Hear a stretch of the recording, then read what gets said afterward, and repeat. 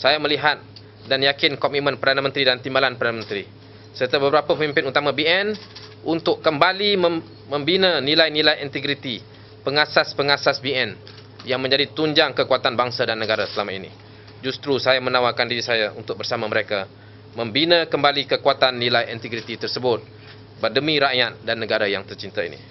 Yeah, what Perdana Menteri told me yesterday is just to do whichever good, whatever good for the country.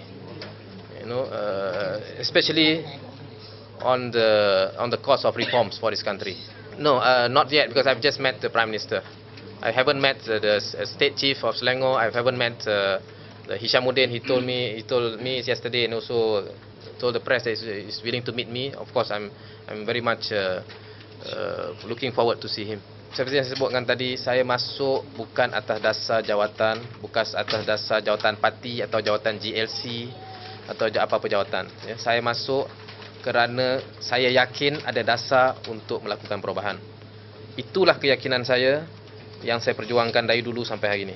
Ya. Persoalan jawatan tidak timbul sama sekali. Saya tinggalkan Anwar Ibrahim bukan hari ini. Saya tinggalkan Anwar Ibrahim lebih 2 tahun yang lalu. Dan saya telah nyatakan sebab-sebab saya 2 tahun yang lalu. Hari ini saya tidak meninggalkan mana-mana parti dan individu. Hari ini sebenarnya saya menganjakkan diri saya daripada NGO, daripada gerak kepada kembali ke politik, kepada UMNO.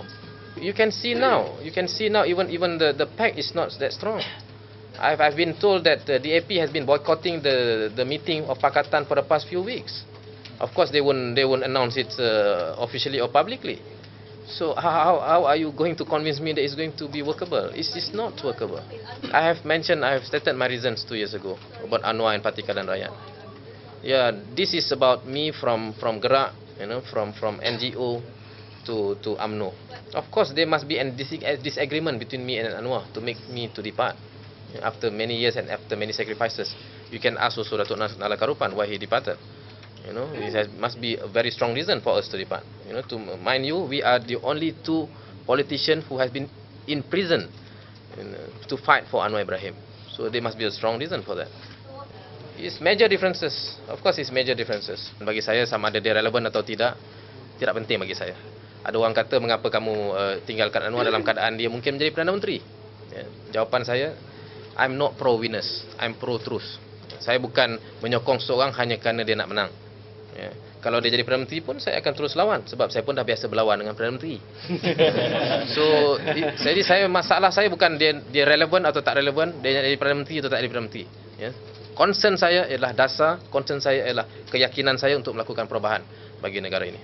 I think it is quite obvious. We can see hari ini permainan politik yang melanggar asas-asas dan garisan penting negara sepanjang kempen pilihan raya dan selepas pilihan raya. Ya, kita dilihatkan dengan pemimpin-pemimpin politik yang mempertikaikan asas seperti dasar ekonomi baru, ya, dan cuba mengaitkan secara total persoalan dasar ekonomi baru dengan rasuah. Padahal bagi saya dasar ekonomi baru dan rasuah adalah 2 perkara berbeza. Oh ya, it's a race-based party, but it is a multiracial coalitions. You know, we are not talking about UMNO only. We are talking about Barisan Nasional. This country has been built for the past 50 years, for whatever it takes, has been prosperous, has been quite successful by the concept of multiracial in Barisan Nasional. And I think the problem is not in the concept of multiracial. The problem is on the integrity.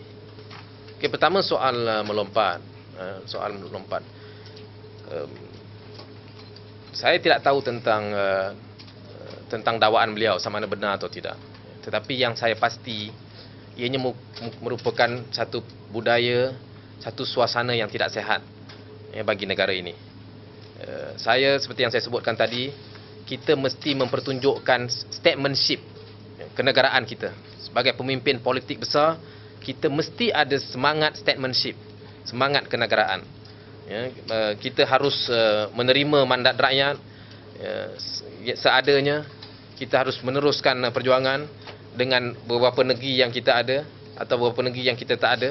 Kita harus teruskan perjuangan yang untuk memerintah peringkat persekutuan dan peringkat negeri, dan punya semangat statesmanship, hormat menghormati, membina dan terus membangunkan negara, memberikan kepentingan kepada rakyat, bukan memperuntukkan terlalu banyak masa dan tumpuan kepada persoalan-persoalan yang membabitkan kuasa, kes melompat-melompat dan sebagainya, kerana ia akan membebankan rakyat, ekonomi dan sebagainya. Ini yang saya sebutkan, ini yang saya juruskan tentang hilangnya statesmanship, hilangnya semangat dan ciri kenegaraan yang pernah ditunjukkan oleh pengasas-pengasas negara, pengasas-pengasas BN pada masa lalu.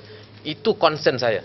Saya tidak di sini untuk berbalah dengan mana-mana individu. Saya di sini atas dasar polisi, atas dasar besar, agenda reform, itu concern saya. Agenda melawan rasuah, itu concern saya.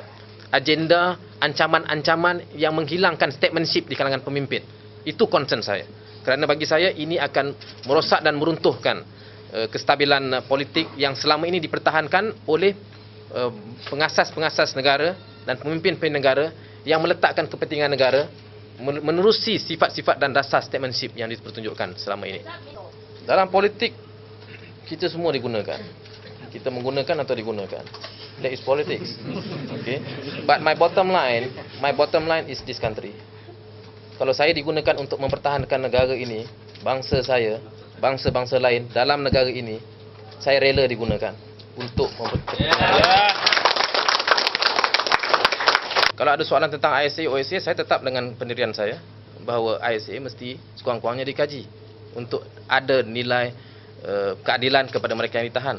Begitu juga dengan OSA, begitu juga dengan AUKU. Saya tidak mengubah pendirian saya. Tetapi yang saya nyatakan sini, keyakinan saya untuk kembali ada sebab ada 2-3 introduction, 2-3 polisi besar yang dilakukan oleh Perdana Menteri dilakukan dalam tempoh terdekat ini. Kita tidak boleh mengharapkan dia melakukan perubahan dasar terhadap semua dasar dalam tempoh sebulan. Bagi saya, ISA masih merupakan satu undang-undang yang tidak adil kepada mereka yang ditahan. Dan perlu ada satu kajian yang dibuat untuk mengkaji semula ISA. Saya akan memainkan peranan saya untuk menyatakan pendirian saya, untuk menyatakan pengalaman saya di dalam ISA. It's not a question of how do I face them. It's a question how they're going to face the new UMNO, the new government, the new BPR which is independent. So that is their problem. It's not my problem. Whoever who is corrupt, they have to face the authority. They have to face the consequences. It doesn't matter whether you are UMNO or you are non-UMNO. Tidak ada rancangan. Dalam politik ada orang keluar, ada orang masuk. Siapa pernah fikir Dr. Mahathir keluar daripada UMNO?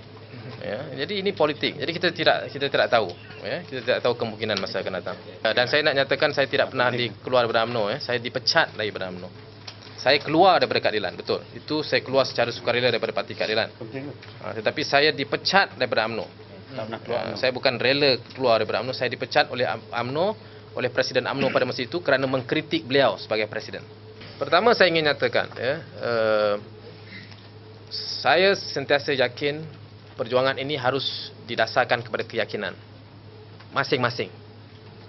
Saya sebagai pemimpin hanya boleh menyatakan, tetapi saya tidak akan memaksa mana-mana walaupun penyokong dekat saya untuk mengikut saya. Ianya mesti berdasarkan kepada keyakinan dia. Ada orang cerita tentang sumpah keramat. Saya nak nyatakan di sini, kita tidak pernah lari daripada landasan sumpah keramat.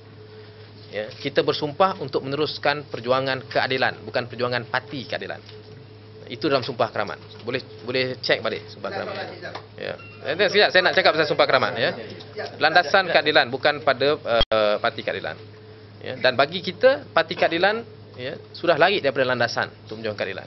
Saudara boleh tengok, boleh tanya sendiri pemimpin-pemimpin keadilan. Jangan yang pemimpin besar lah, yang kenyang. Tanya pemimpin-pemimpin yang tak kenyang. Yang di negeri Selangor ini, yang sekarang dipimpin. Saudara boleh lihat dan dengar ketidakadilan berlaku dalam kalangan di kalangan pimpinan